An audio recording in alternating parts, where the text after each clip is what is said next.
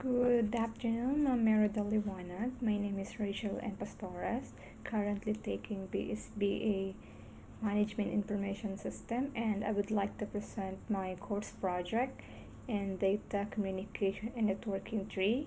I choose the topic with a group 1, which is the topic about Introduction to Scaling Network, LAN redundancy, and link aggregation.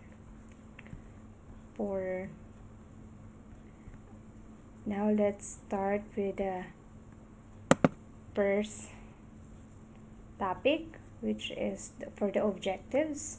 Describe the use of hierarchical network for all small businesses. Describe the recommendation for designing a network that is scalable. Describe the type of switch available for small to medium-sized business networks. Describe the type of routers available for small to medium-sized business networks, and configure and verify the basic settings on a Cisco iOS device.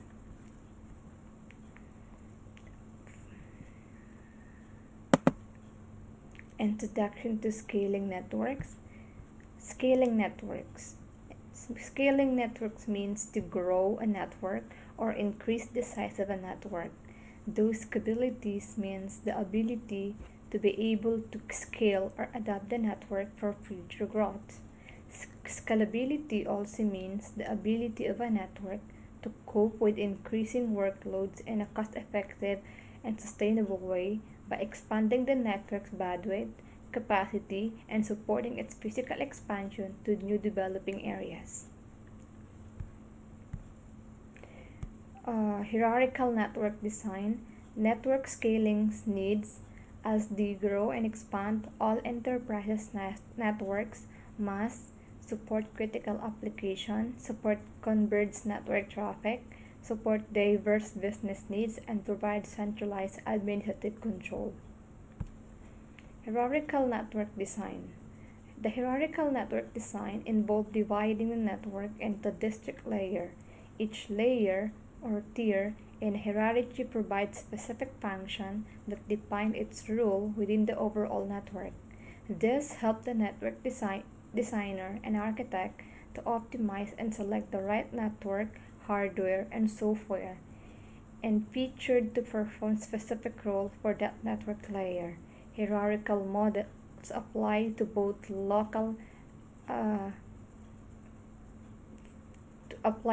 LAN and WAN design. This is the example of the hierarchical network design.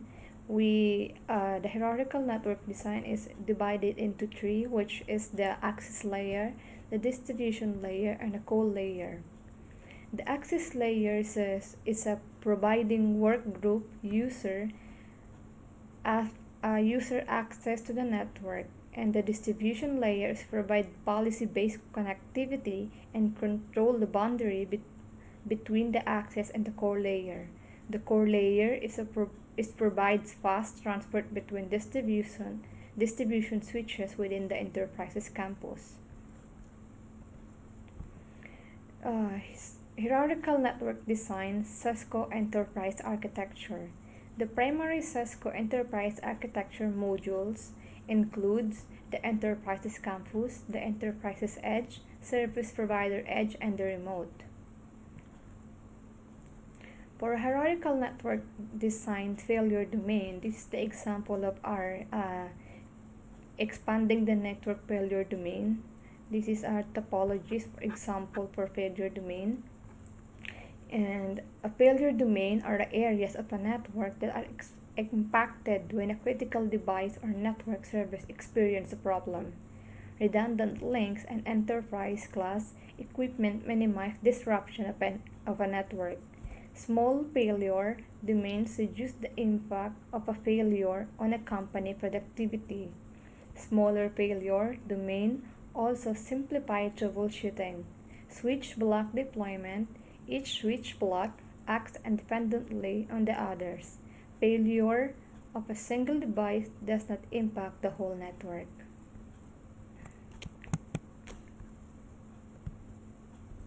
Expanding the network, designing for scalability. This is the example for designing for scalability. topologies. And for designing port scalability, we use expandable modular equipment or cluster devices. Include design modules that can be added, upgraded, and modified without affecting the design of the other functional areas of the network, and creating hierarchical addressing scheme. Use router and or multiple layer switches to limit broadcast and filter traffic.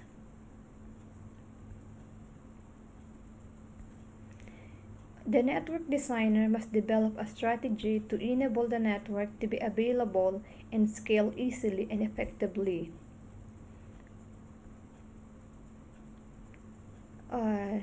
The design for scalability also used to create an IPv4 or IPv6 addressing strategy that is hierarchical.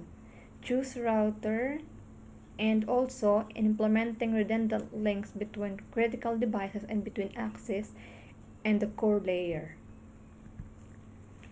For planning for redundancy, installing duplicate equipment and providing redundant paths.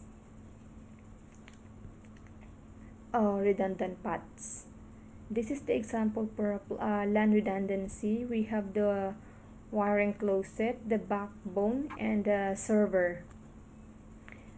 Redundant is an important part of a network design for preventing disruption of a network service. Minimize the possibility of a single point of failure by recognizing these facts.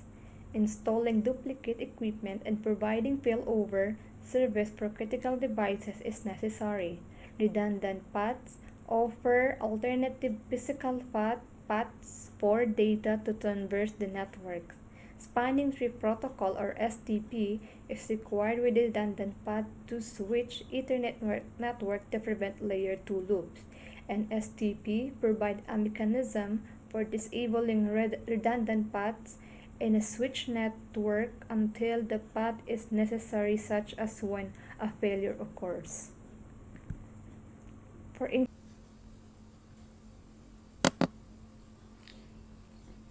For expanding the access layer connectivity can be extended through wireless connectivity. This is the example for a wireless LAN. We have the wireless connectivity is an important aspect of extending access layer connectivity. The network must be designed to be able to expand networks access to individual and devices as needed. Advantage of wireless connectivity includes increasing flexibility, reduce costs, and the ability to adapt to change network and business requirements. The end device requires a wireless NIC that incorporate a radio transmission receiver, appropriate software, drivers, and also a wireless access point or AP to connect to. For tuning router protocols, the SOPF works as well for large hierarchical network. This is the example for our multiple area OSPF, which is the OSPF supports a two-layer hierarchical design, repairs to as a multiple area OSPF. The multiple area OSPF requires an area 0, which is the backbone area. The non-backbone area must be directly connected to area 0. Now let's discuss about the selecting of network devices. For switch platform, select form factor. We have the fixed, the modular, stackable, and unstackable.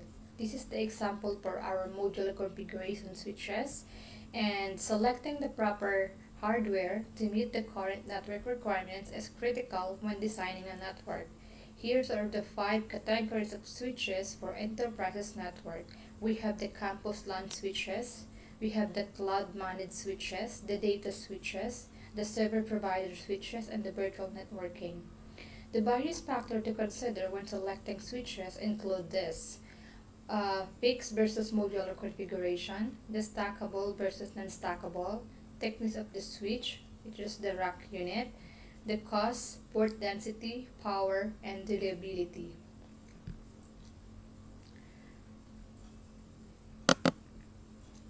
For port density, here's the example for our port density. We have here the 24 port switches, we have the 48 port switches, and we have the modular, which the modular catalyst, which can support over 1000 switch port.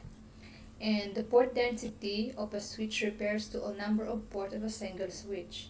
The fixed modular switches support a variety of ports density configuration. The Cisco Catalyst 30S50, 24 ports and 48 ports switches, see the figure. This is the 24 and the 48. The 48 port switch has an option for 4 additional ports for pluggable SPF design. This is the 48. And the modular catalyst 6500 switch shown in the figure. This is the catalyst 6500 that can support over 1000 switch ports, and the modular switches are usually more appropriate in a large network in order to reduce space and power issues. For switch hardware, we have a forwarding rates. The forwarding rates process capabilities of a switch are rated by how much data the switch can process per second. We have here the forwarding rates. We have the 24 port gigabit Ethernet switch, and we also have the 48 port gigabit Ethernet switch. The inter-level switches have lower forwarding rates than enterprises level switches. Forwarding rates are important factor when selecting a switch because if the rate is too low, it will not be able to support full wire speed communication across all of its switch ports. For access layer switches, typically do not need to operate at fully wire speed because they are physically limited by their uplinks to be a distribution layer. For higher performance switches are needed at the distribution and core layers. For Power over Ethernet, here's our example for our Power over Ethernet. We have the IP phone, which will receive power through the Ethernet cable. This is our the Ethernet cable. And for a switch access point, to receive power over the Ethernet cable also. These are also the Ethernet cable. And we have here the personal computer or PC, which is connected to the Ethernet wireless. The Power over Ethernet allows the switch to deliver power to a device over the existing Ethernet cabling. This eliminates the need for a forward cable to the network device such as IP phones or wireless access point. The Power over Ethernet allows more flexible when installing wireless access point and IP phones by allowing them to be installed anywhere that there is Ethernet cable. The Cisco Catalyst 2960-C and 3560-C series compact switches support the Power over Ethernet pass-through. For Pass over Ethernet pass-through device can power Power over Ethernet device as well as the switch itself by drawing power from certain upstream switch. For multiple layer switching deploy in the core and distribution layer of an organization switches network, can build a routing table, support a few routing protocols, and forward IP packets. This is an example for our multi-layer switching. We have the Cisco Catalyst 2960 series switches, and the multi-layer switches can do the following: can build a routing table and support routing protocols, forward the IP packets at the rate close to that a layer 2 forwarding. Multi-layer switch often supports specialized hardware called the Application Specific Integrated Circuit or ASICs. The ASICs along with dedicated software can streamline the forwarding of IP packets independent of the CPU, and there is a trend in network toward the pure layer 3 switches environment. For router requirements, there's a rule of routers. We have the interconnected multiple sites. We have the provide redundant paths. We have the connect ISPs. Translate between media types and protocol. Here's our router requirements, example topologies, and routing is required when a distribute router is required within the distribution layer of an enterprise network. Without routing, packet could not leave the local network. Routers are critical in networking devices because they are responsible for connecting business at home to the internet, interconnecting multiple sites with an enterprise's network, connect ISPs on the internet, translating between different media types and protocol, and finding alternative paths if a link or path goes down. For Cisco routers, there are three categories of routers, which are the branch, highly available 24/7, network edge, high performance, high security, and reliable service, connect campus, data center, and branch network. We have the service provider router. Here's our example of our routers platform. And when selecting the proper router or routers, is an important task for a network administrator. In order to accommodate a growing network, there are three categories of a router, which we already discussed, which the branch router optimize branch service on a single platform while delivering the optimal application experience across the branch and one infrastructure. For a network edge router, enable network edge to deliver high performance, high secure, and reliable service along the campus, data center, data, and branch network. And for our service provider routers, differentiate the server portfolio to increase revenues by delivering end-to-end scalable solution and subscriber-aware service. For our router hardware, we have the fixed configuration, the built-in interface. For modular, slots allow different interface to be added. Here's our example of a sample of Cisco routers. And routers come in many forms. They are range of size from a small desktop router to a rack mounted or blade model router. They can be categorized as fixed configuration or modular.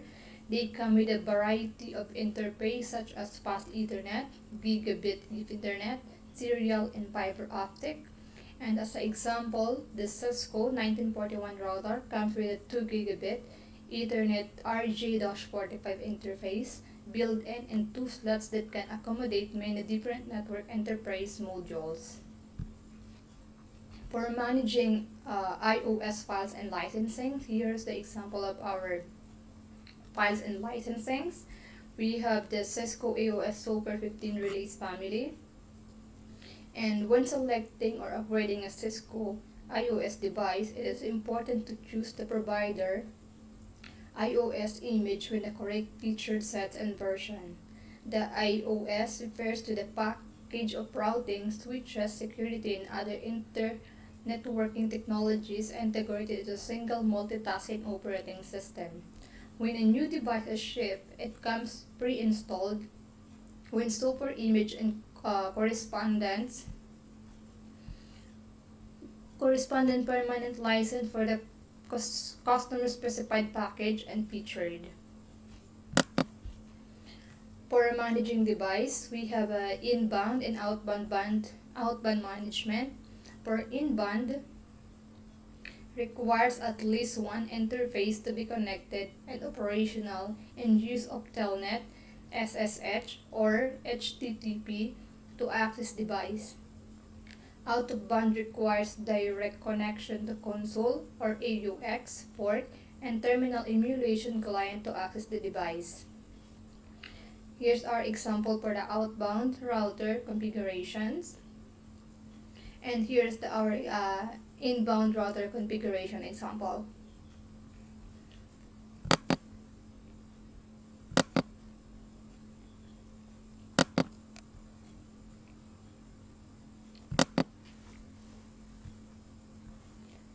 For our basic routing CLI command, we have the basic routing configuration. This includes the host name, the password, which is the console, telnet, SHS, and privilege mode, the interface IP addresses, the enabling or router protocol. These are the example of our basic routing CIL command. For the host name is for identification, password is for the security, assigning IP address to interface to connectivity, basic routing, to verify and save the configuration change with a copy running config startup config command. To clear the router configuration, we can use the erase startup -config and reload the command. For a basic router show commands, here's our example for a basic router show commands.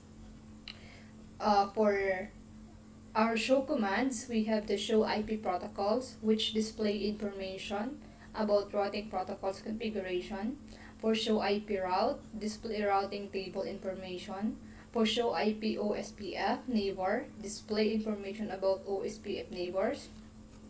For show IP interfaces, display the detailed information about interfaces.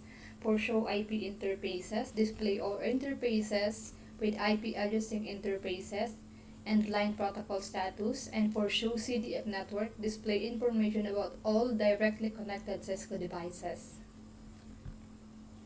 And here we have the same command for a switch. Our basic switch command, our basic switch CLI commands. Here is the examples for our basic switch commands. They also have the host name, the password, the inbound access requires the switch to have the IP address assigned to VLAN 1. To save configuration, we need to do the copy running -config startup.config command.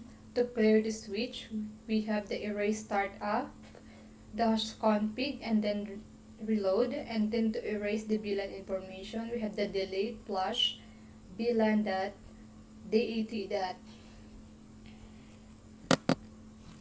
For our basic switch show commands, we also have here our examples for our show commands using switch. And for show port security, this will display 80 ports with security enabled. For show port security address, this display all the secure MAC addresses.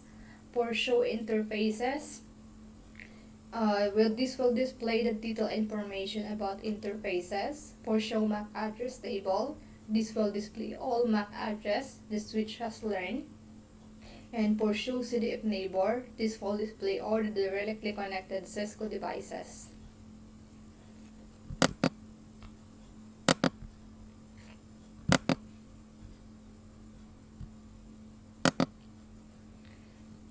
Now let's move on to our second topic, which is the LAN redundancy.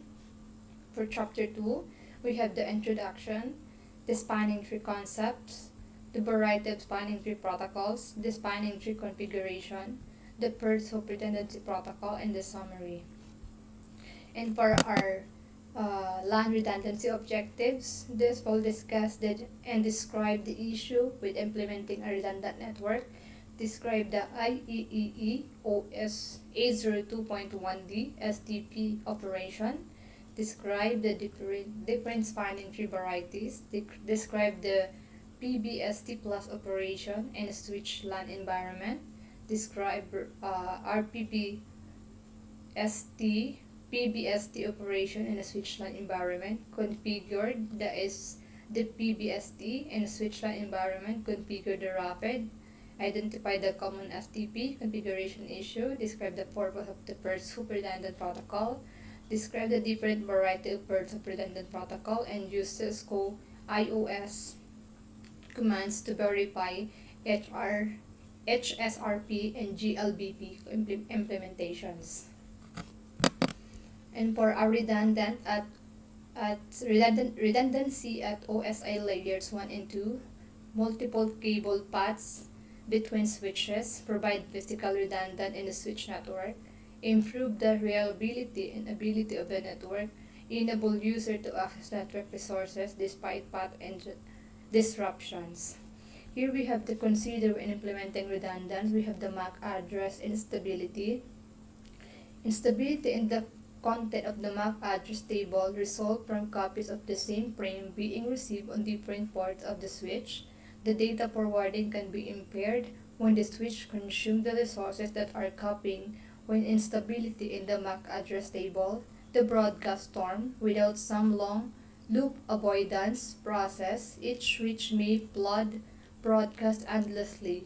This situation is commonly called a broadcast storm, and for multiple frame transmissions, multiple copies of an unicast frame may be delivered to destination station. Many protocols expect to receive only a single copy of each transmission.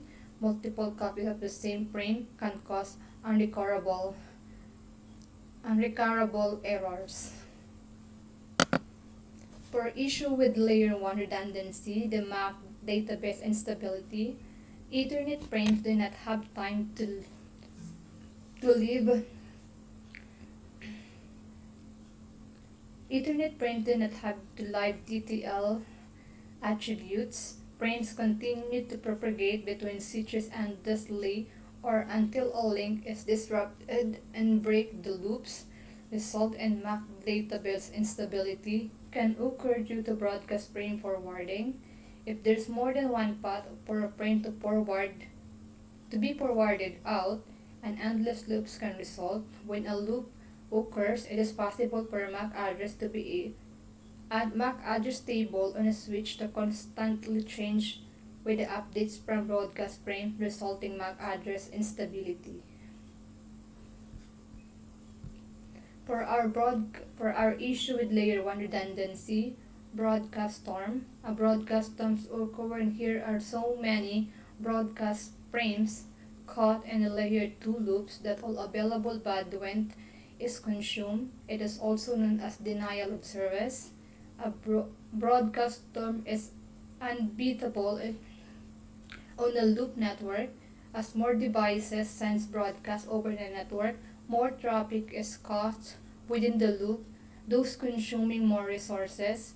This eventually creates a broadcast storm that causes the network to fail. For issuing with layer 1 redundancy broadcast storm, here's our examples. We have the trunk 1, trunk 2, and trunk 3. And for PC4, forward out any broadcast that also gets caught in the layer 2 loops.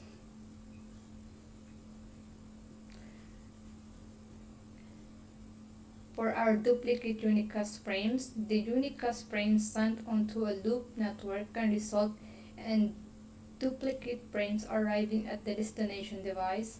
Most upper layer protocols are not designed to recognize or cope with duplicate transmission. Layer 2 LAN protocol, such as Ethernet, lack a mechanism to recognize and eliminate endlessly looping frames.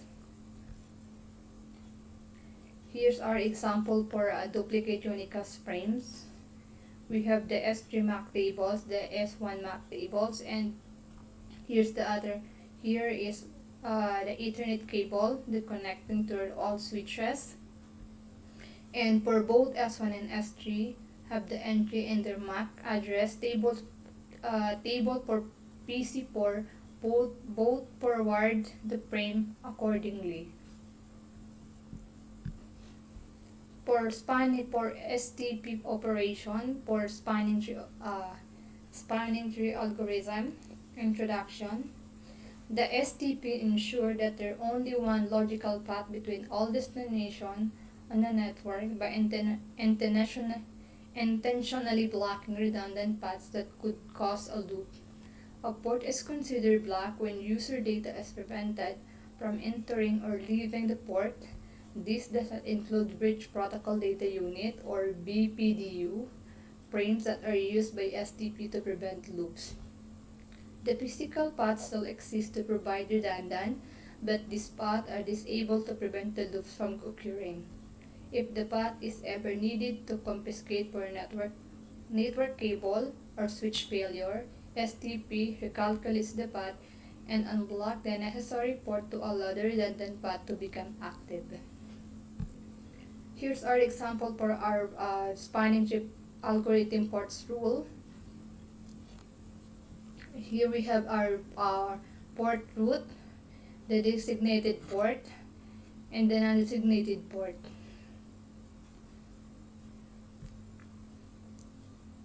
For our spanning tree root bridge, here we have the bridge ID with the extended system ID.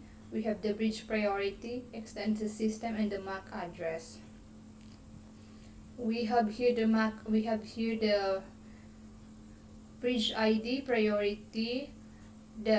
We have here the switch 1, 2, and 3, and we have the Ethernet cables connected to each switch, and we have here our MAC address. We know that these three switches are in the same they are in the same because of the MAC address, because of the 3-octet number on the MAC address. They are the same, so we know that they are on the same.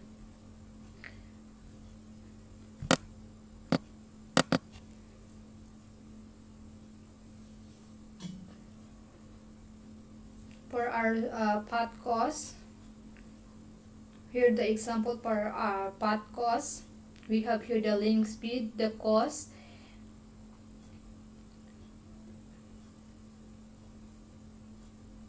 we have the 10. Here's our example for our topology path cost. Here's the example for our BPDU frame format. Here we can see here the spanning tree protocols, and we can all see the port identifier, the bridge identifier, the root path which is called 0, our protocol version identifier which is spanning tree, and the forwarding delay which is 15. For extended system ID, we have here an example for bridge priority and MAC address. And for STP was enhanced to include support for VLANs require the VLAN ID to be included in the BPDU frame through the use of the extended system ID. BPDU propagation and process. Here we have the S2 forwards BPDU frame out of all switches port. The BPDU frame contains all the bridge ID and the root ID of S2, indicating that is the root bridge. And here we have the topology example for our extended system ID. The priority of all switches in 3276.9, the value is based on the 3276.8. Default priority and the VLAN 1 assignment associated with each switch 3276.8 plus 1.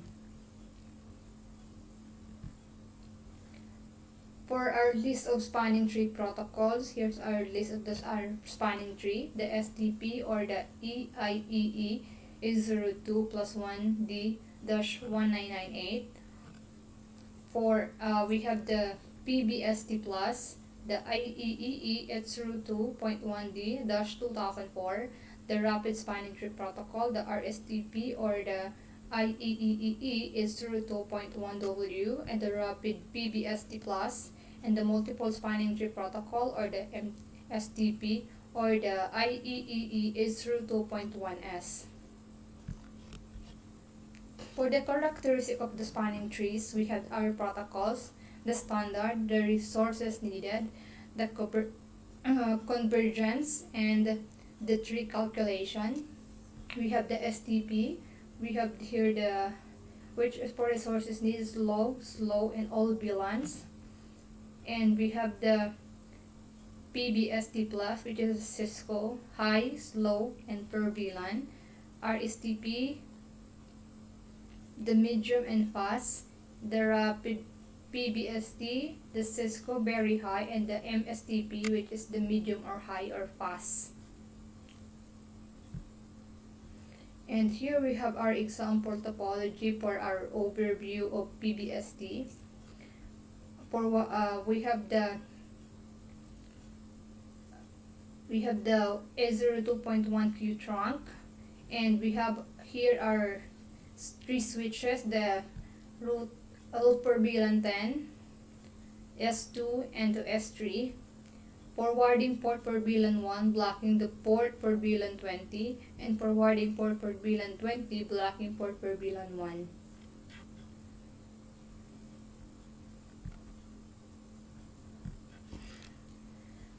For overview of PBST Plus, network running PBST Plus have this characteristic.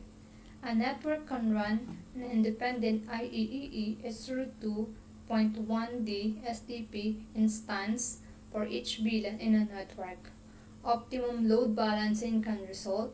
One spanning tree instance for each VLAN maintained can mean a considerable waste of CPU cycle for all switches and network, in addition to the bandwidth that is used for its instance to send its BDPU.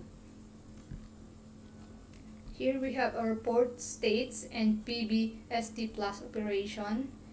The STP introduced the port statement. Here's our port states. The process, the blocking, the listening, the learning, forwarding, and disabled. We have here the process received BPDUs, the forward data frames received on interface, the forward data frame switch for another interface, and the learn MAC addresses.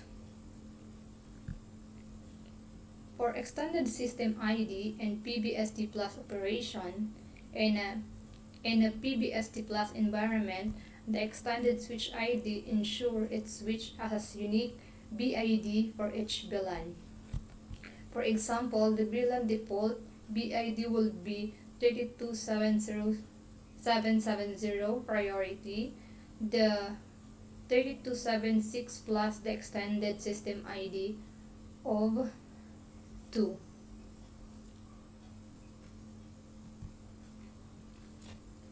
For overview of rapid PBST plus, the RSTP is the prepared protocol for preventing layer 2 loops in a switch network environment. With rapid PBST plus, an independent instance of RSTP runs for each VLAN. RSTP support a new port type, an alternative port, and discarding state. There are no blocking ports. RSTP defines ports states as discarding, learning, and forwarding. RSTP 802.1W supersedes STP 802.1D while retaining backward compatibility. RSTP keeps the same BPDU format as IEEE 802.1D, except that the version failed is set to 2, indicate RST, and the flags field uses of all 8 bits. Here's the example of what is here's the example of our topology for RSTP. We have here the S1, switch 1, switch 2, and switch 3. We have the root port. We have the designated port. And they have the alternate port.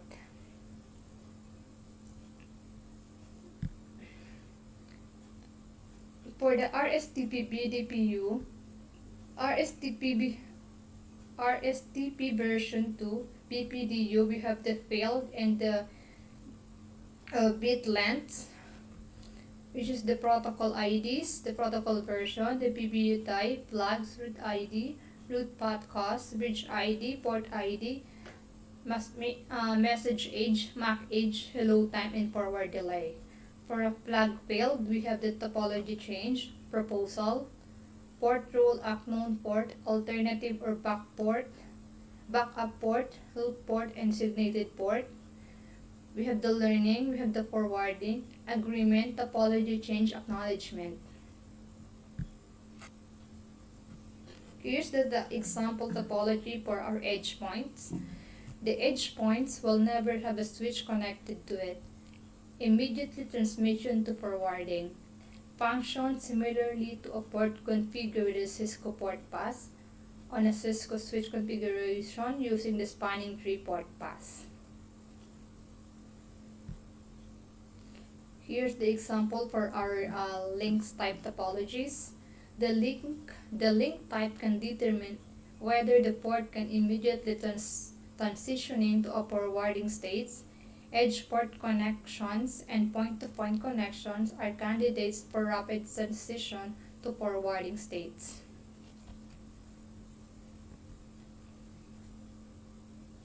For Catalyst 2960 default configuration, we have the featured and the default settings.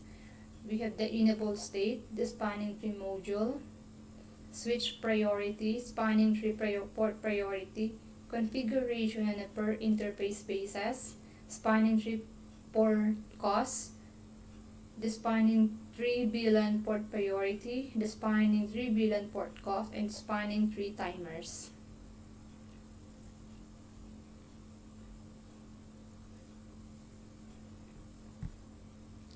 And for configuration and verifying the bridge ID, to configure and to verify, we just need to write the command spanning -3 the VLAN 1 route primary, and here we can see in the S1 and the S2 and the S3 which is the priority and which is the secondary. We can see here that the S1 is the root primary and the S2 is our root secondary, and the S3 is our VLAN 1 priority. For configuring, here we can to verify and to show using the configuration, we just need to show spanning that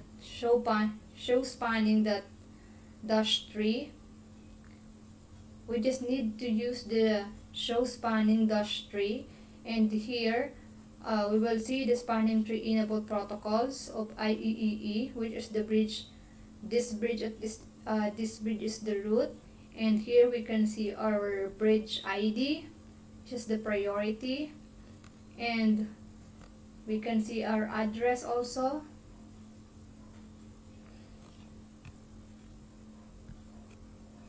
For a port path in BPDU guard, when a switch port is configured with port path, that port transition form blocking to forward states immediately. The BPDU guards put the port in an error disable state on a receipt of a BPDU.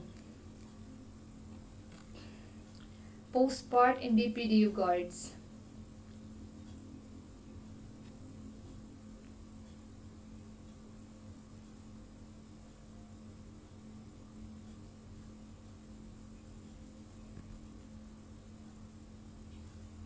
For our PPST plus load balancing, we have here the example for our topologies, which is the switch 1, switch 2, and switch 3.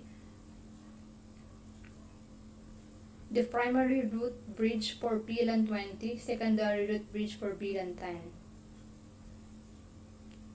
And here are example configuration for configure for PBST plus. For load balancing, another method to specify the root bridge is to set the spanning tree priority to each switch to the lowest value, so that the switch is selected as a primary bridge for its associated VLANs. For configured PBST plus, here we can write the spanning -3 but VLAN 20 priority. And this command sets the priority for S3 to be the lowest possible making it most likely that ST will be the primary route for VLAN 20. And for spanning the 3 VLAN 10 priority, this command set the priority for S1 to be the lowest possible, making it most likely that S1 will be the primary route for VLAN 10. For load balancing, here's our example. Display and verify spanning tree configuration details. Here we just need to do the show spanning, dash 3 active, and the output will be this one. Here we can see our priorities, and we can see the addresses, and you can also see our bridge ID.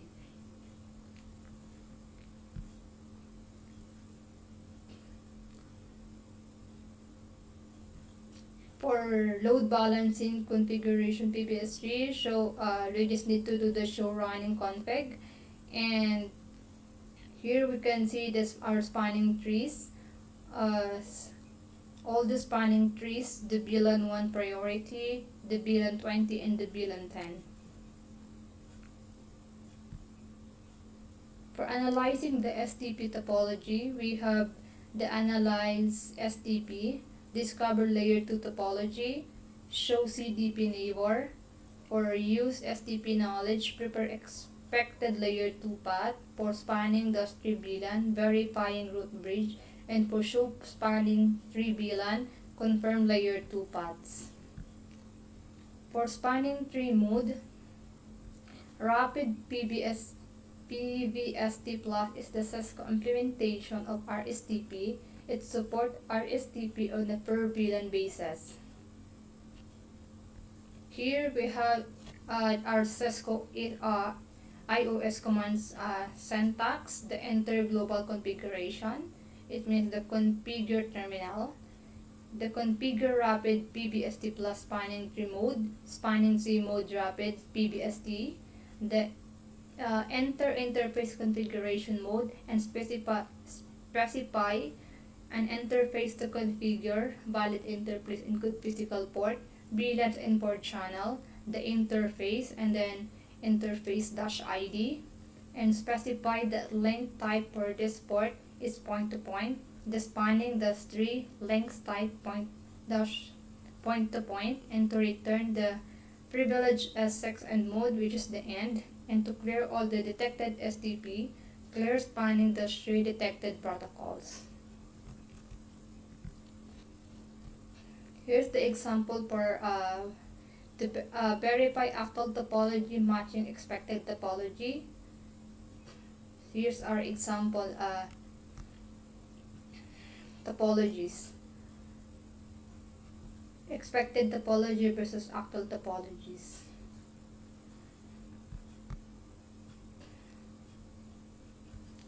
Overview of spanning tree status. Here we can also just write the command show spanning the tree VLAN 100, and this will all we're all gonna see all the details that we need to verify and check if all if everything is working. STP for spanning tree failures consequence. STP inannually one or more ports in a forwarding state. Any frame that is flooded by a switch enter the loops. Here's our example spanning tree failure consequences.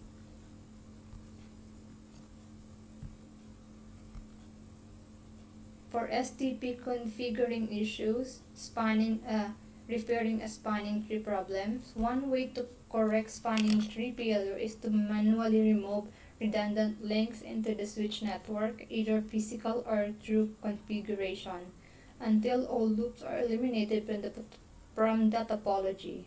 Between restoring the redundant links, determine the correct and cause of the spanning tree failure, carefully monitor the network to ensure that the problem is fixed. And for our next, we will discuss the first hoop redundancy protocol. Default gateway limitation. If the default gateway cannot be reached, the local device is unable to send packet of the local network segment. Even if a redundant router exists and that could serve as the default gateway from that segment, there is no dynamic method by the switch where this device can determine the address of new default gateway. Here's the example of our gateway limitations, topologies. For router redundancy, the multiple routes are configured to work together to present the illusion of a single router to the host on the LAN. The ability of a network to dynamically recover from failure of a device acting as a default gateway is known as first hop redundancy. And here's the example of our first hop router redundancy, the Ethernet or ISP backbone. Steps for routers failover. Link or device failure, standby router become virtual router. Here in this topology, we will see the steps for routes to fail over. We'll see that this router is not working.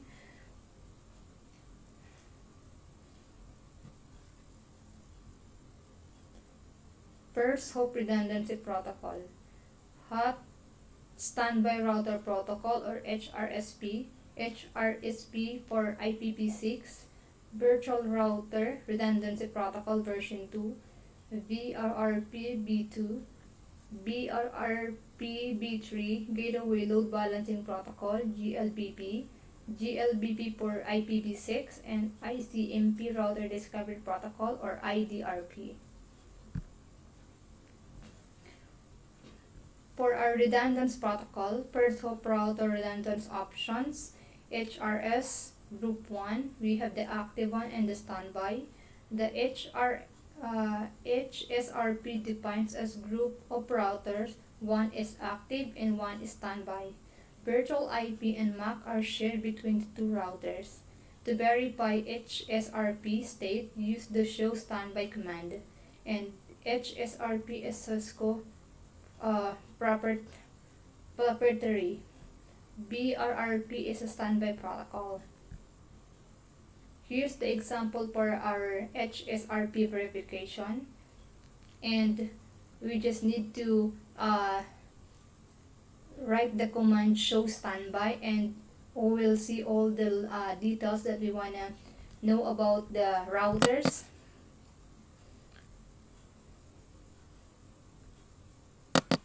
We will see here the state is active and the virtual IP addresses and the standby router IP, the standby, and the group name.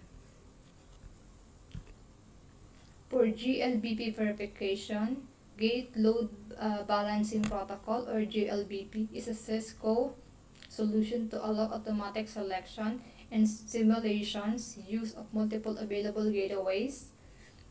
In addition to automatic failover between those gateways, here we just need to write the command the show GLBP, and this also will give us the list of the details that we want to know about to verify the GBLP. And for the summary of the chapter 2, the IEEE is 2.1D is implemented on Cisco switches on a per VLAN basis in the form of PBST+. This is the default configuration on Cisco switches. RSTP can be implemented on Cisco switches on a per VLAN basis in the form of rapid PBST+. With PBST+ and rapid PBST+, route bridge can be configured proactively to enable spanning tree load balancing Bird hope redundancy protocols such as HRP and HRRP and GLBP provide alternative default gateways for hosts in a switch environment. And now we will move to the third topic, which are link aggregation for scaling networks. Introduction to link aggregation. Link aggregation allows the creation of logical links made up of several physical links. Ether channel is a form of link aggregation used in switch network. Here we have our switch, and here we have here our Ethernet channel connection who is connected to each other. For the advantage of Ethernet channel, most configurations are done at the Ethernet channel interface, ensuring consistency throughout links. Relies on existing switch port, no need for upgrades. Load balance between links on the same Ether channel. Create an aggregation view as one logical link by STP. Provide redundancy because the overall links is viewed as one logical connection. If one physical link within channel goes down, this does not cause a change in the topology and does not require STP recalculation. For implementation restriction, Ether channel implemented by grouping multiple physical ports into one or more logical Ether channel links. Interface types cannot be mixed. Ether channel provide full duplex bandwidth up to 800 Mbps, fast Ethernet channel or 8 gigabit Ether channel. Ether channel can consist up to 16 compatibility configured Ethernet ports. The Cisco IOS switch currently supports 6 Ether channels. For port aggregation protocol or PAGP mode on channel member without negotiation, no protocol. Desirable, active, asking if the other side can or will participate, and for auto, passively waiting for the other side.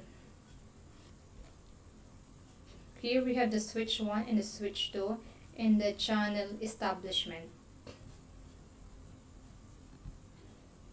For link aggregation protocol or LACP, for LACP mode, for on, channel member without negotiation, no protocol. Active is asking if the other side can will participate, and passive, waiting for the other side. Here are example for LACP topology. For our link aggregation configuration, configuration guidelines. Ether channel must be supported. Speed and duplex must match. VLAN match. All interface are in the same VLAN. In range of VLAN, same range in all interfaces. Here's the example of our Ether channel form.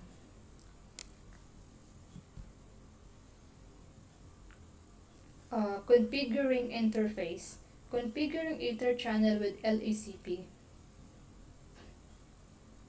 Here the example of the command for an interface, range Ethernet 0/1-2, and we can see here the channel group 1 mode is active, and also the port channel and the switch port mode trunk, and the switch trunk allowed VLAN 1, 2, and 20.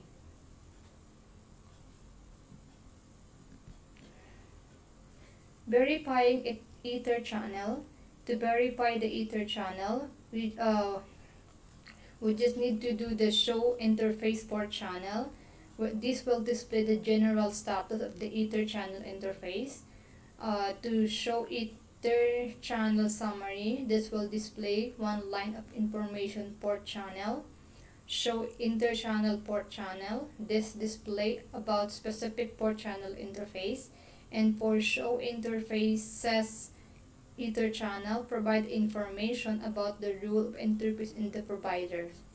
Interface in the internet channel. Here's the example for a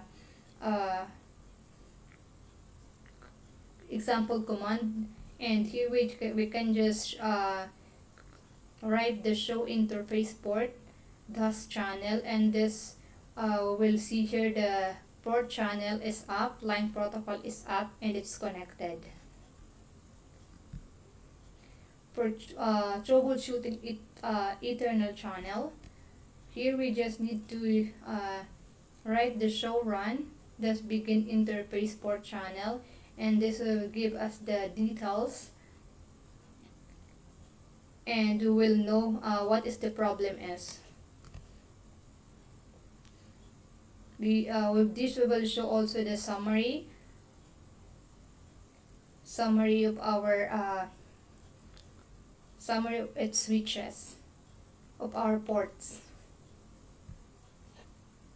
For our summary, this chapter describes Ether channel and how to encompass both the PEGP based and the LACP based link aggregation methods, Ether channel technology, and the various means available to implement them, the configuration, verification, and troubleshooting of Ethernet channels.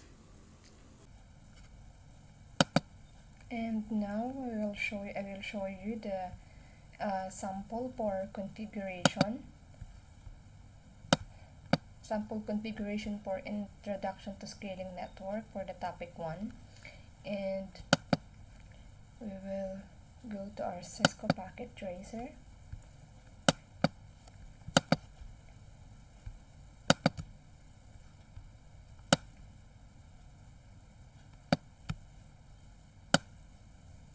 We have the one Cisco 39, 31, 35, 60, 29, 60.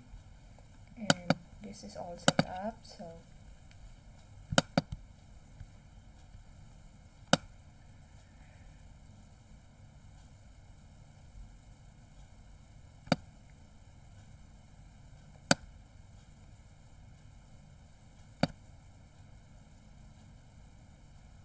the first thing we need to do is to rename them. This is the router 1.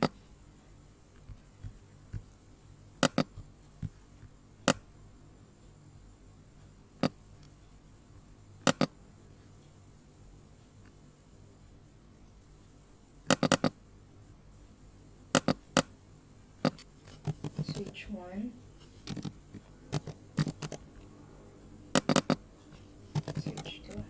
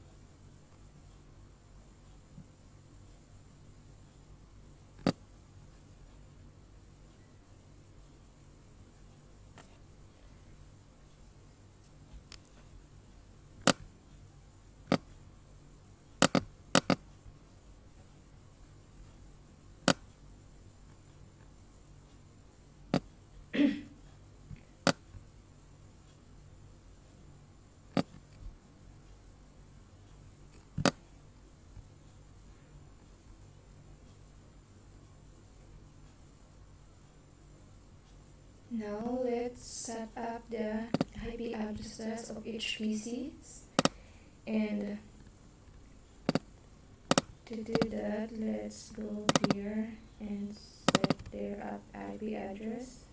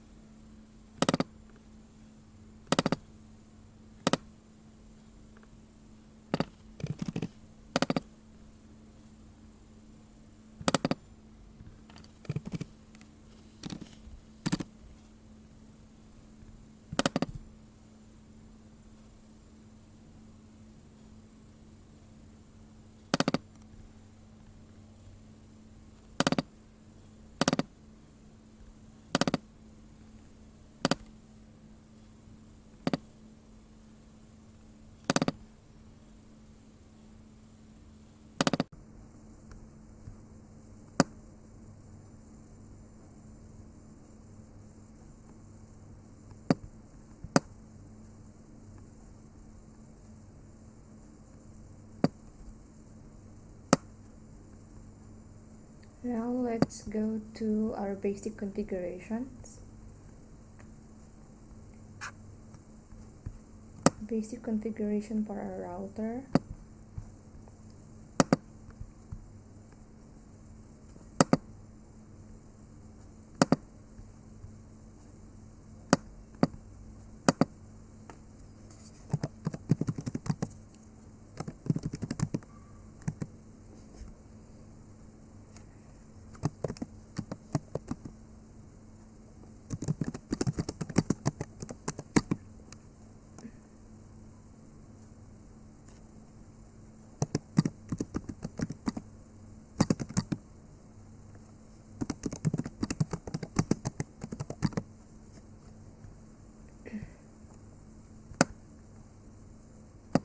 And here I already have the basic configuration to make it much faster.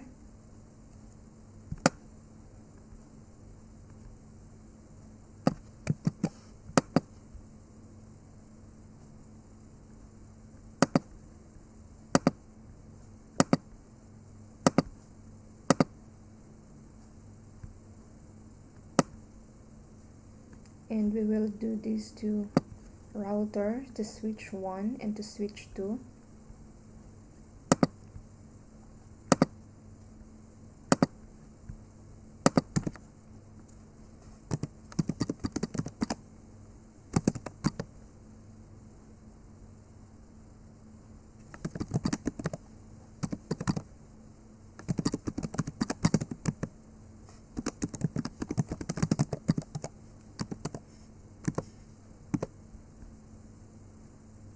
And paste.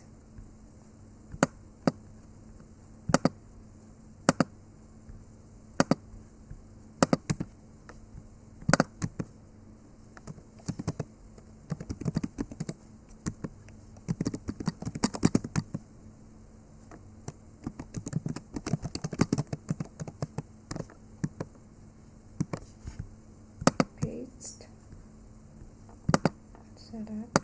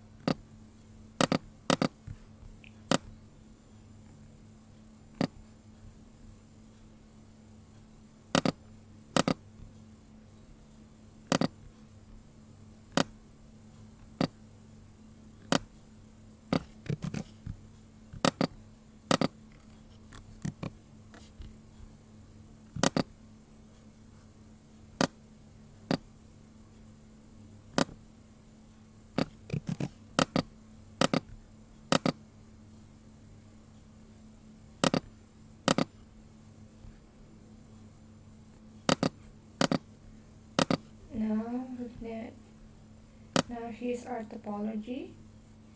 Everything is, I think it's working together, but to check that we will do some command to check if it's everything is working. And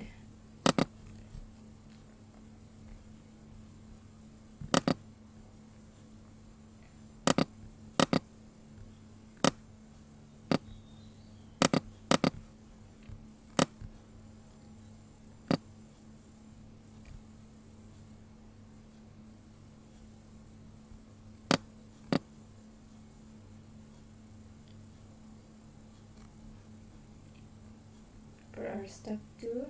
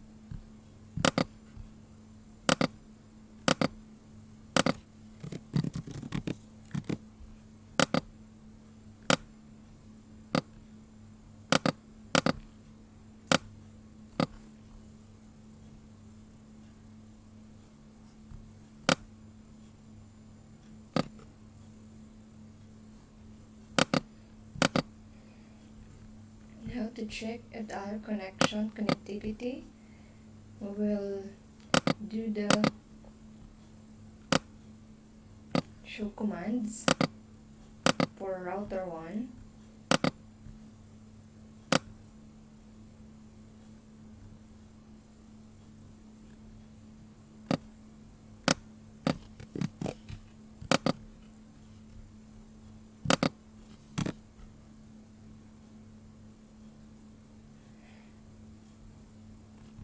We will do the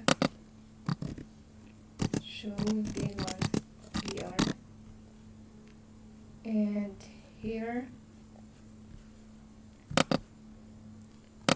we'll see that the status are VLAN names and the status on ports. It's for status is all active for the router 1.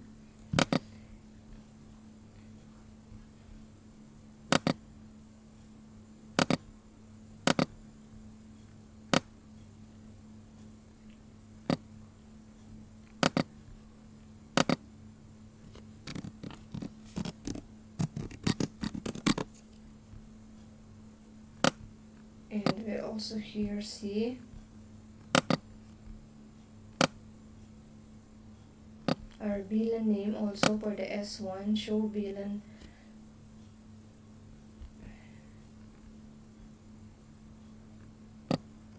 Everything is active.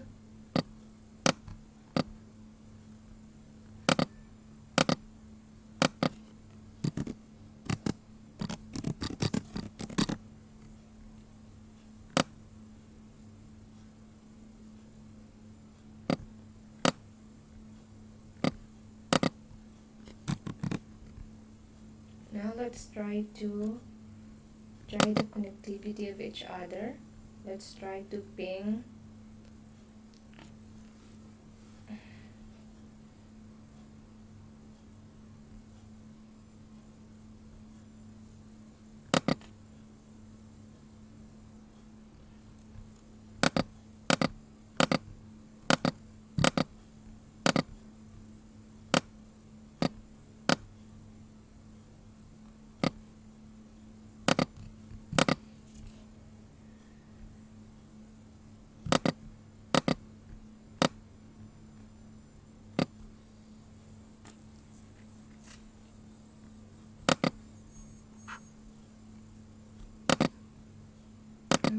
try to ping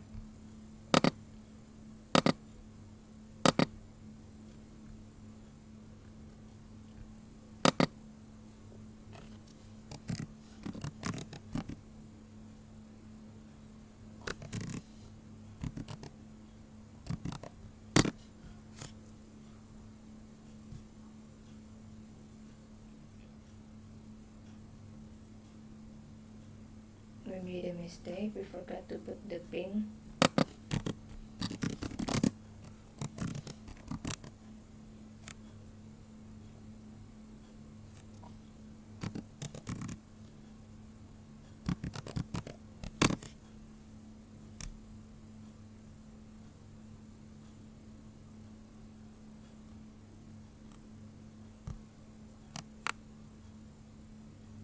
It's a success. Let's try to do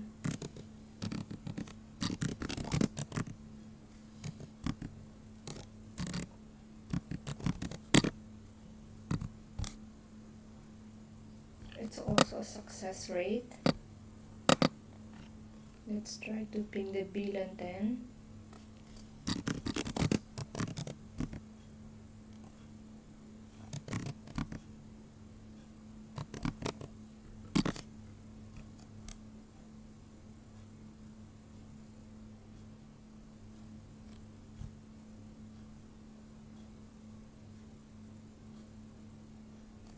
It's also a success rate, and let's also try to ping the VLAN 20, 192.202.1.1.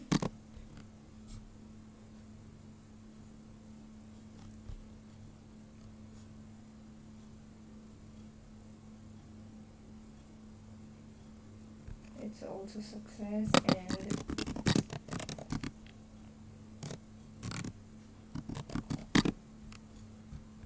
it's also success. So everything is working properly.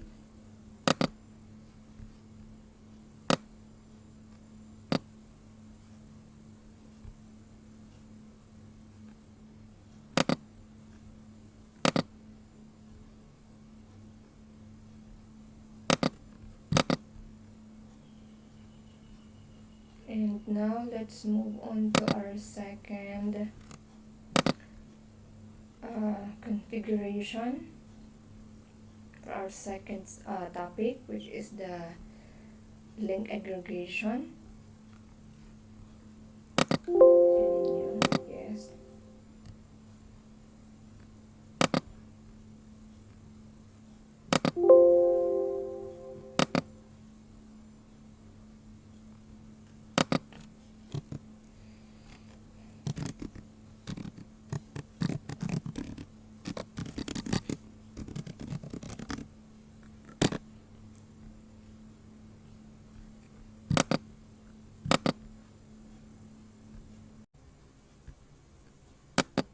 Now let's do our second example for our topic.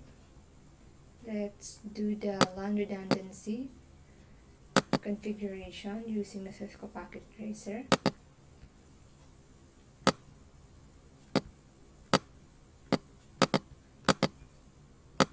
Here we'll use three switch.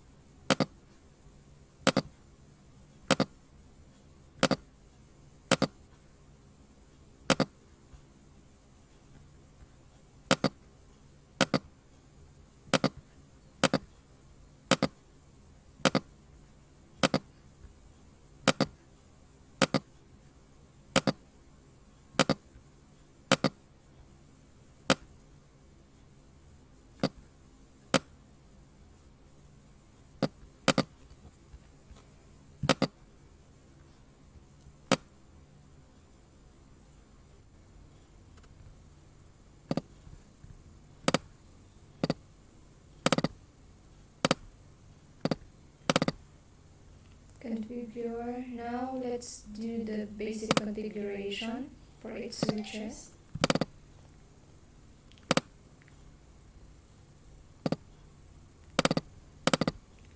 Let's do our basic configurations for switch 1.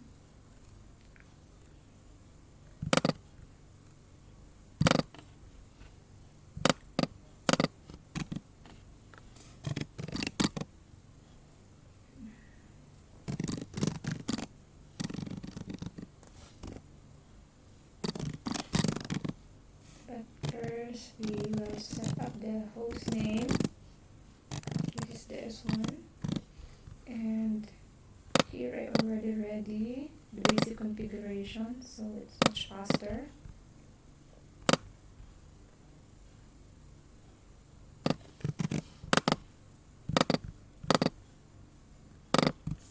Paste it, and let's also do it with the second switches.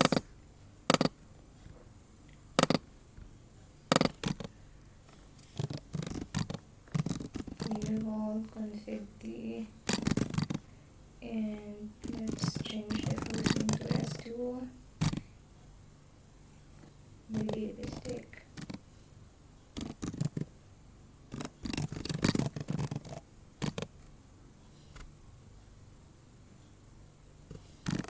And paste, and let's also do it to the S3. Enable config the host name S3, and we'll do the paste. Now we are done for our basic configurations. Let's configure the IP address of each switches.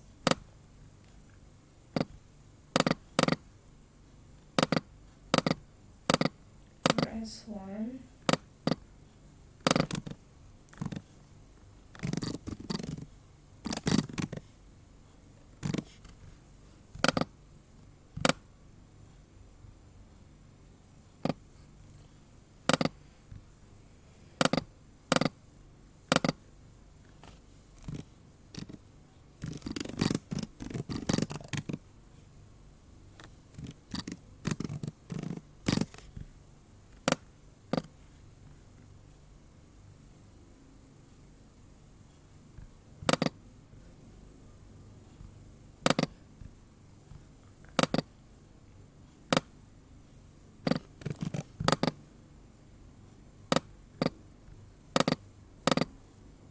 paste.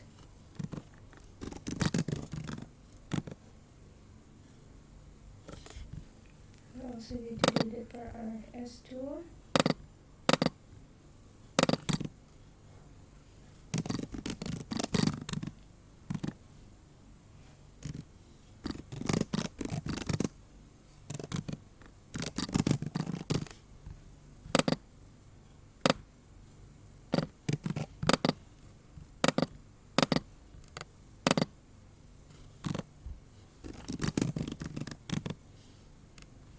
And for our S3, switch 3.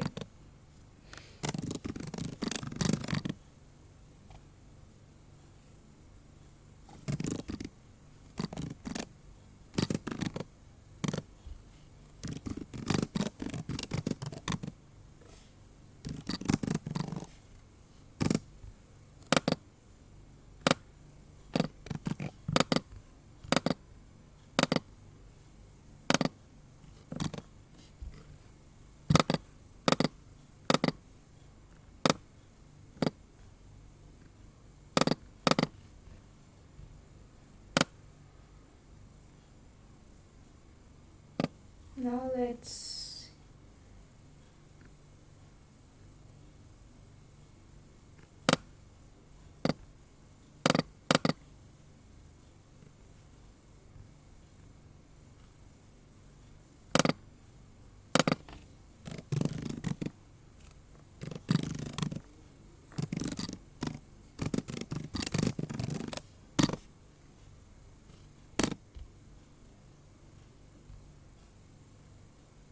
and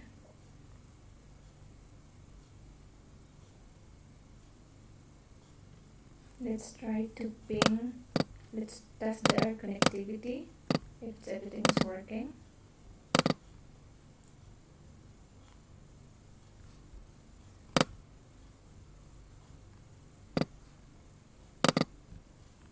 Let's try to ping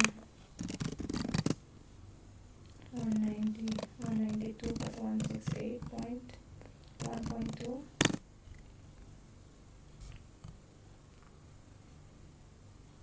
So yes, we have a successful connection to each other. This means that this 3 switches is connected. The switch 1 is switch 2 is connected, and now let's try to ping the S3 if it's also connected. We're doing that. We will go to S1 and ping the S3.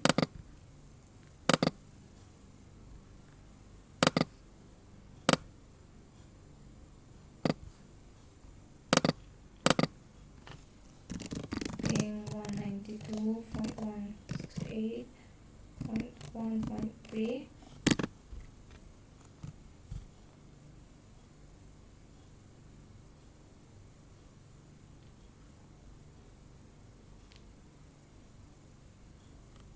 So as a result, we try to pin the switch 1 to switch 2 and switch 1 to switch 3, and everything is working. So it means that these three switches is connected to each other.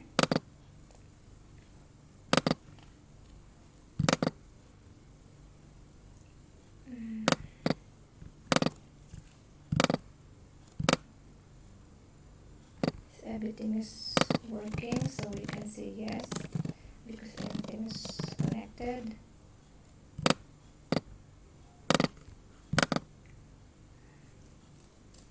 For our chapter 2,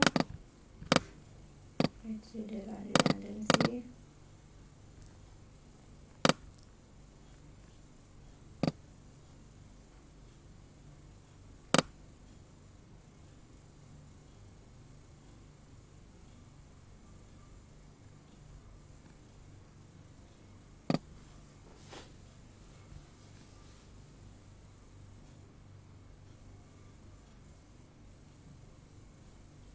For step 1, we need to deactivate all the ports on the switches.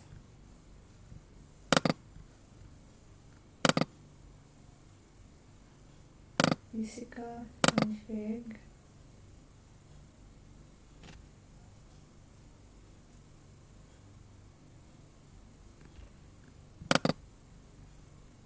Activate. We deactivate the S1.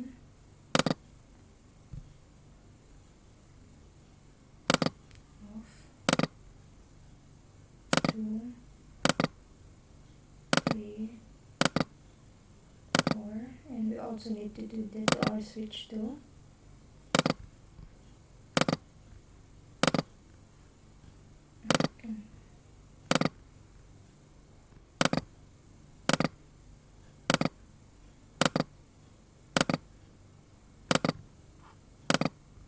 And for our switch 3,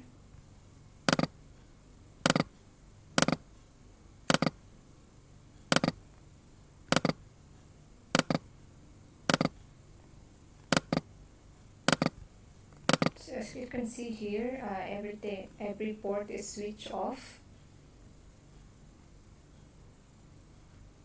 It's all down.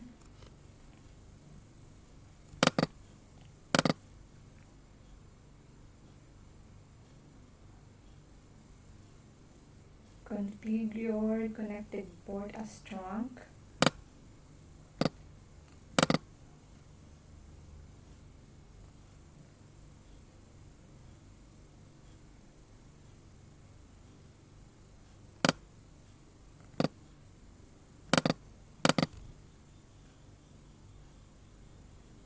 And active ports F2 and F4 for all switches.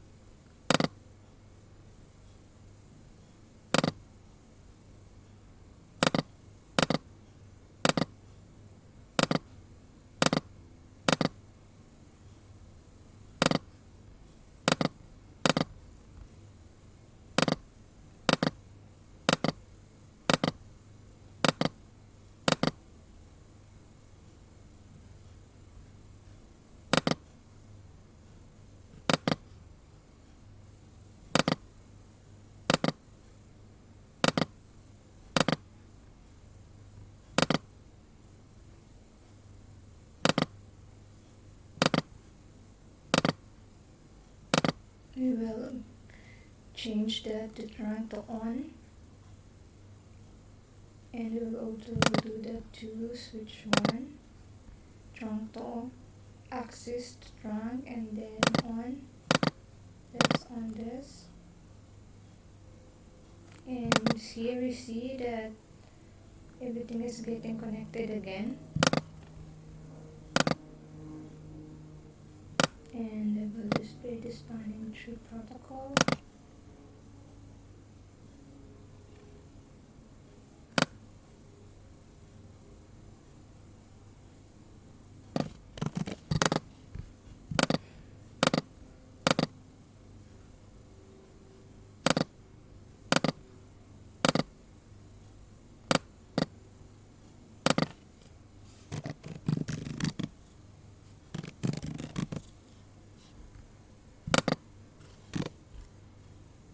And here we see that when we do the command that show spanning tree, here we see the spanning tree enable protocol, the root ID, this bridge is the root, and we also see here the address, and we see here that the F2 and F4 is trunk.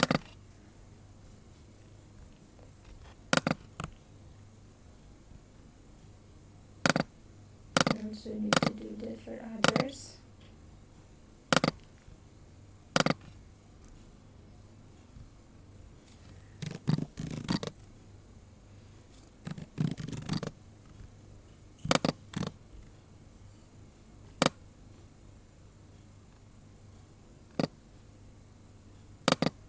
We have the same one, and then the third.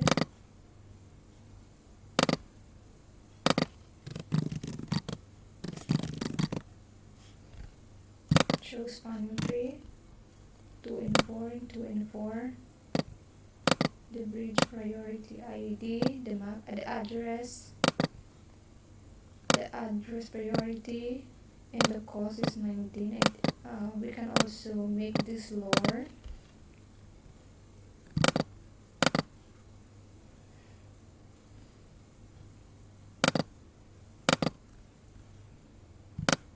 Use other example, 2 and 4. We have the address,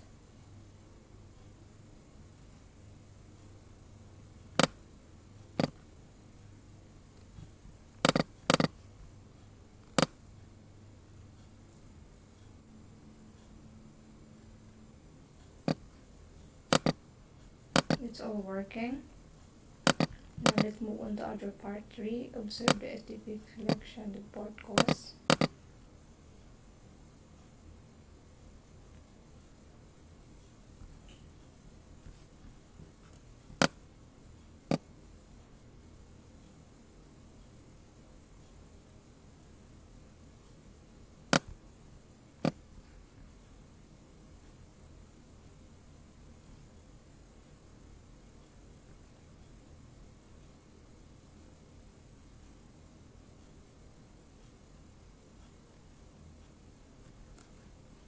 Let's do the spanning tree for the S1. Priority passing address, the cost is 19.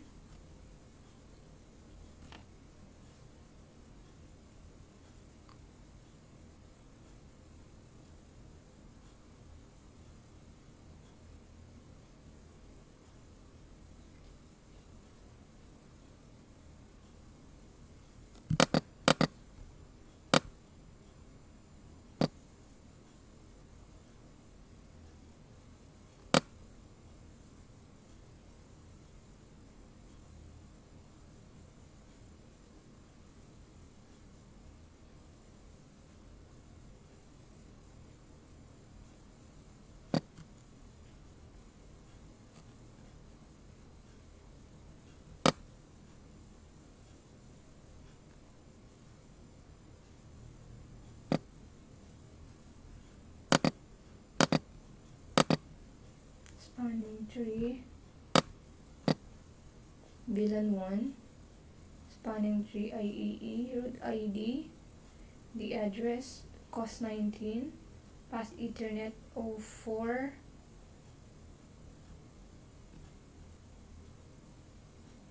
priority, hello time,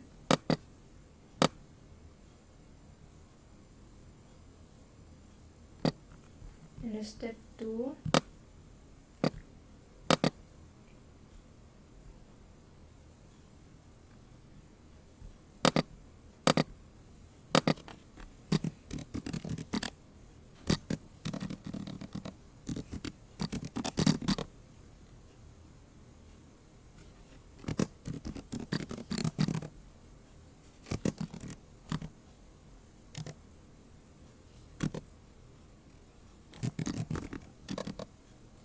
let's lower to spanning tree, cost 18,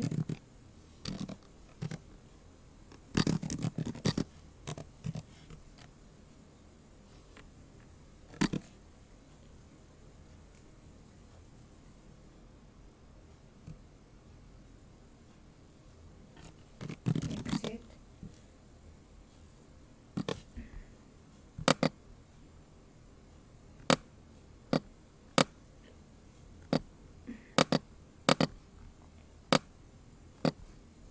and let's do another spanning tree for S1,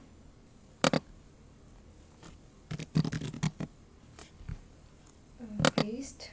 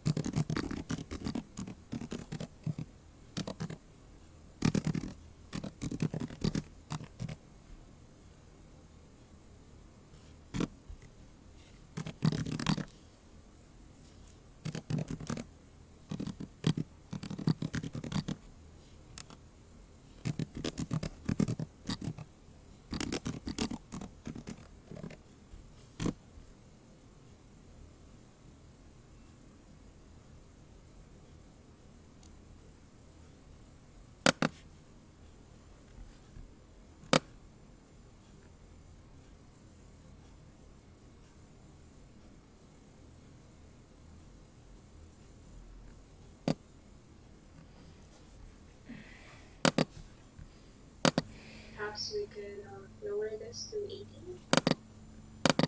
Okay, so 150. And the previous will be doing the root port, which is past Ethernet 2.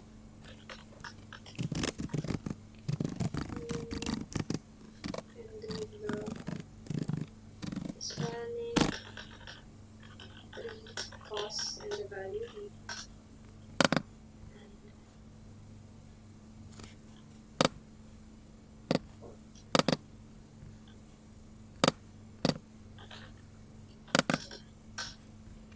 We can issue a show spanning tree. Okay, it's still blocking, but when you do the show, it will show you the cost for the past Ethernet. Right. Let's see, here's the cost. It's 18, still Remove 18. the configuration that we had made. So it's gonna be fast 02. And this time we'll just be putting spanning tree.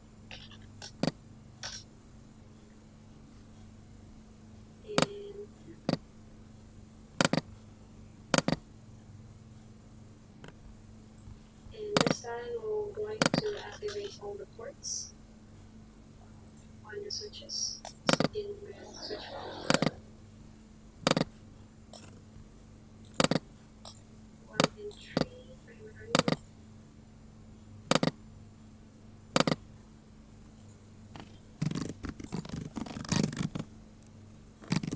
3. See 1 and 3.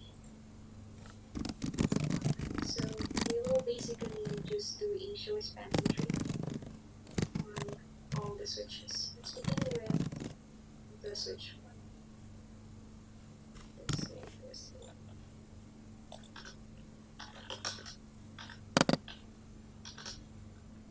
Okay. You see all the ports. Same thing here. We'll switch to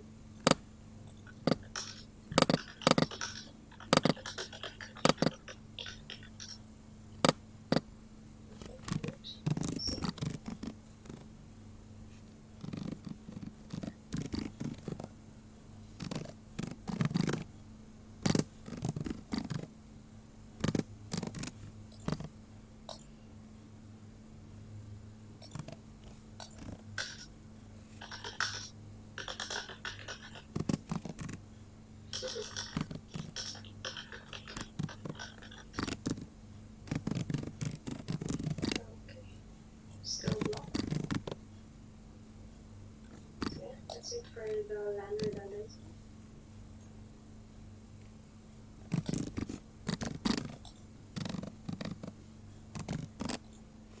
Yeah, I would also love to do a lab activity for Cisco configuration on link aggregation, but this is already 40 minutes. So I'll just actually link the previous laboratory work that I have made for link aggregation.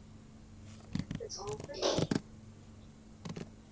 Again, this is Jean Doris, and goodbye.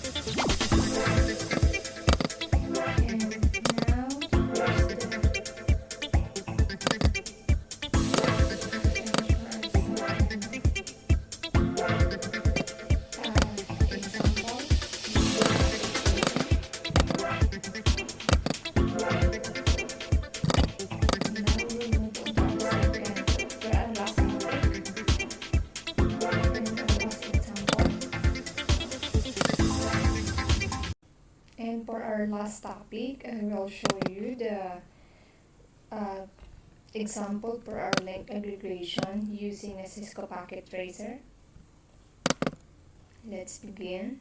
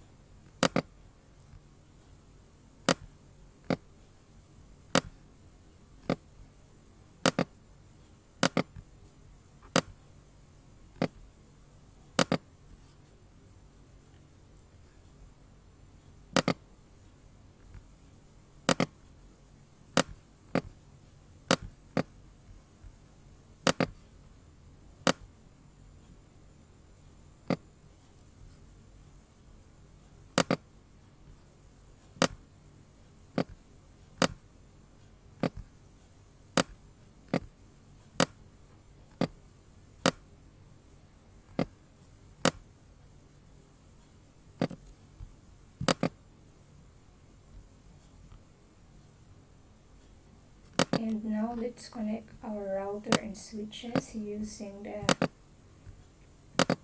copper straight through.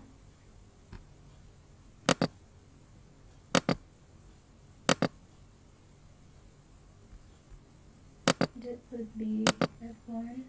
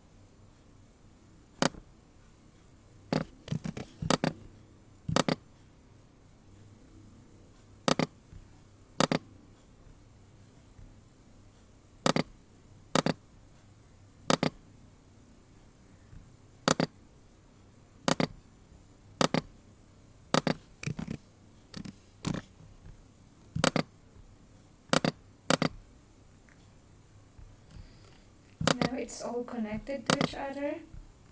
As you can see, this is the green one. It means they're connected to each other.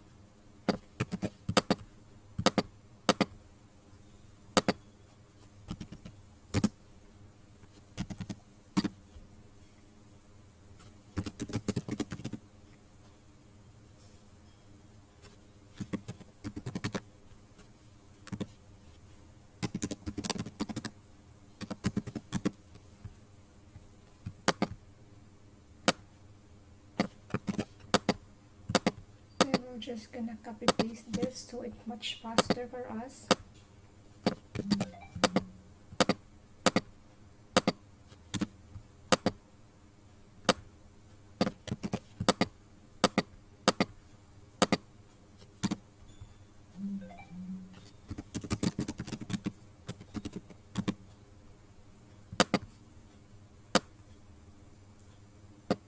And in this step 14, we will now verify that interface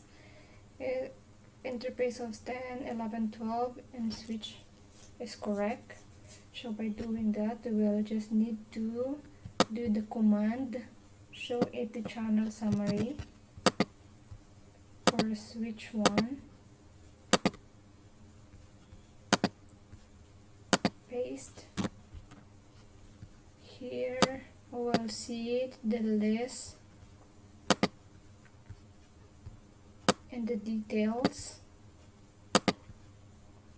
for our S1, switch 1, show summary. So working, this is the channel, number of channel group issue 1, and then aggregators is 1.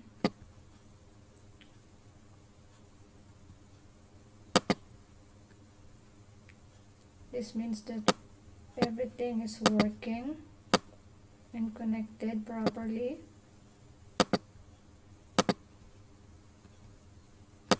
And we have the same result. So, and now we will move on to the step 15 to verify the IP communication. And to do that, let's ping. Let's go to the router 1 and ping exit.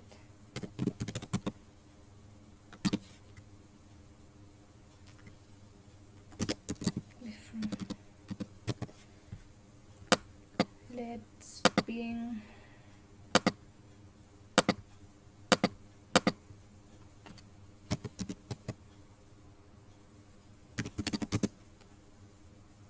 ping 192.168.100.2, and here it will give us the success rate, which means everything is working properly.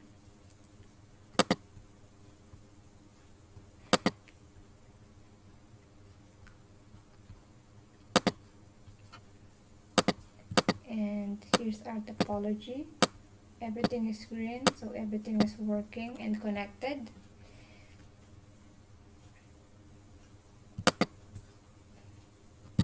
So that's it for our course project and data communication tree, and thank you for watching.